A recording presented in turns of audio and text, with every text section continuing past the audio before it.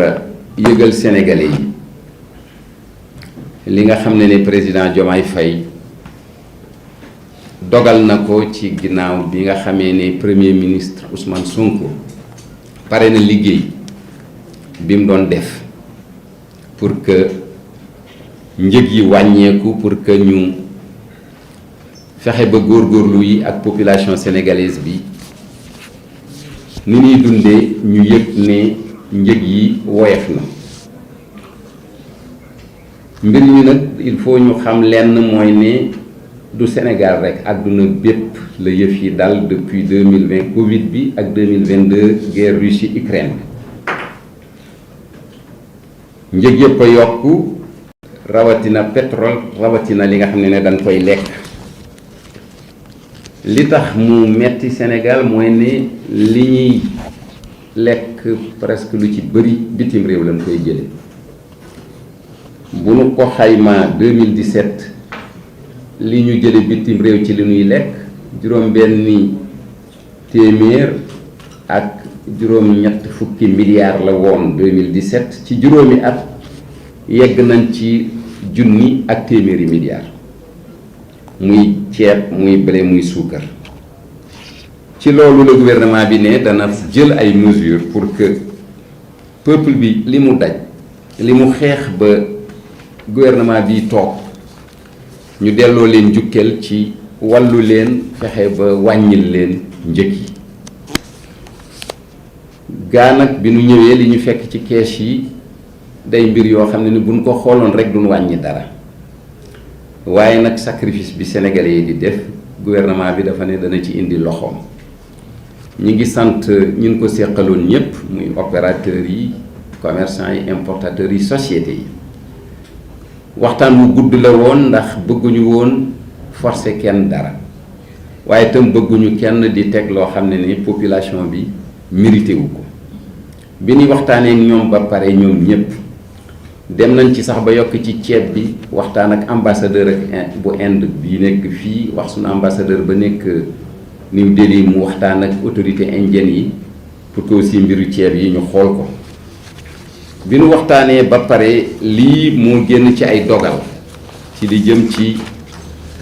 wàññi bi. suukar si wàññi nañ ci fukki dërëm ñu fexe rek ba mu bañ a weesooti téeméer ak ñaar fukk. li may wax nag prix wu Ndakaaru yee tax may wax. bu dee ceeb bi wàññi nañ ci juróom-ñetti dërëm ñu wax ne waratuñ koo jaayee lu weesu juróom-ñetti fukk ak fukki dërëm. am nañ yaakaar nag comme Inde ubbiwaat na njaayum ceebam mu jëm si ci Sénégal te yi ñuy wax ak yéen ñaari bateau ngi ñëw nga xam ne ni deer na kam liñ yore yegg na ci téeméeri junniy tonnes te waxtaan na nag ñoom ba danañ ko yokk. am nañ yaakaar ne bu ceeb boobu ñëwee ak yeneen bateau yi nga xam ne day jógee Inde njëg gi dana wàcc lu néew juróom-ñett fukk te loolu am nañ ci yaakaar balaa mois d'août. bu dee mbiru dëwlin gi bi nekk ci bidon yi ñaar fukki liitar yi wàññi nañ ci téeméeri dërëm.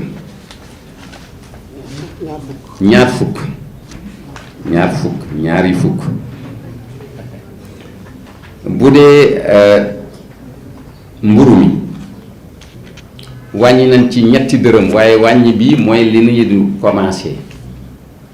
ñetti dërëm yi nag lenn li gouvernement bi moo koy joxe ci taxe yu mu dindi yenn yi jaaykatu fëriñ yi danañ dem waxtaan ak ñoom ndax lu mu bon bon bëgg nañ ñu indi benn 5 francs ci kilo bu ne.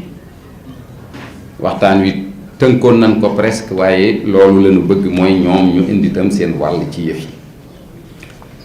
bu dee ciment bi nga xam ne ni moom la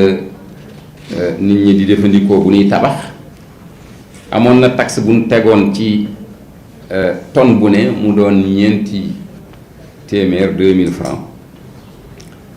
dañuy ne taxe boobu dañ koy suspendre ndax ba léegi indi woon sababu ci taxe boobu lan la woon mooy dañ daan jël lañ ca daan jëlee dañ daan fexe jàppale pour société yi ñu fexe ñu aménager terrain yi ni nar a jox askan wi pour ñu am terrain yomb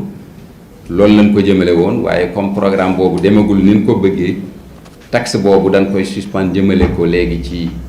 ñi nga xam ne dañu bëgg a tabax seen kër kon tonne bu ne wàññi nañ ci 2000 francs waaye loolu entreprise yu mag yi bokkuñu ci li jëm ci téléphone bi mooy données yi mooy ñiy jënd ay Illimix ak ñoom seen waxtaan nañoo ak opérateurs yi ba nangu nañ ñoom itamit wàññi li ñuy jaayee seen forfait yi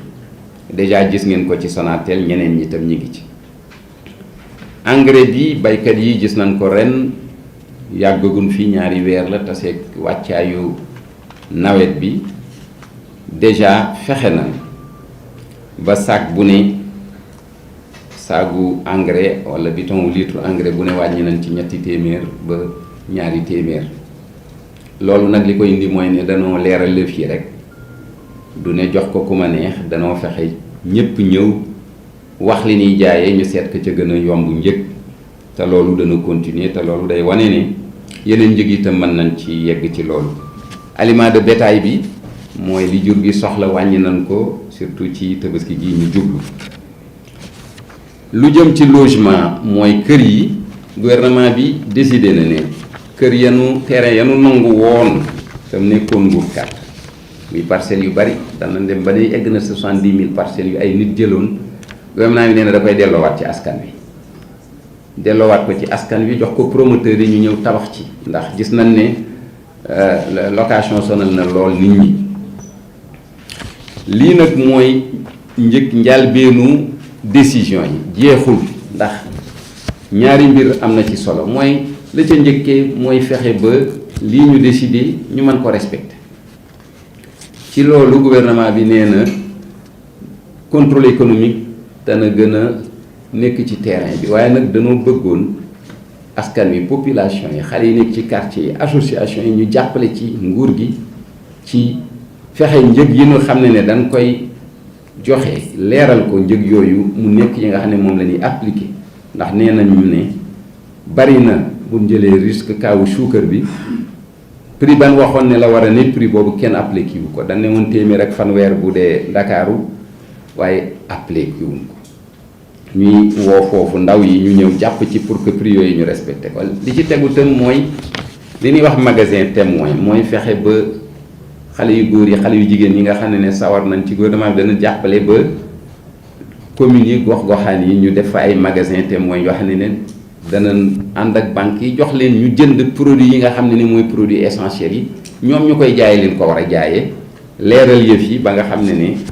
boutique koñ bu def leneen danañ gis ne du loolu la war a def te loolu lu ñuy liggéey la léegi ànd ko volontariat bi nu bëgg a fexe suqaliwaat ci fànn yépp li ci tegu tëm mooy ñu fexe mburu mi décret bi doon wan ni ñu koy jaaye ak loxo yi mu war a jaay ñu respecté ko pour que prix itam mën a nekk li ñu joxe danañ fexe aussi mandargaal saaku yi ndax heure boo nee damay wàññi ñu ne la man lii dama koo jëndoon sàngam nangam nangam donc danañ fexe ba def ci mandarga léegi ci saaku yi utiliser digitalisation ba nga xam ne njaay mi day nekk njaay moo xam ne dana leer naññ boo gisee saaku da nga xam saaku bi nu mu demee li ci des nag mooy li tax nguur gi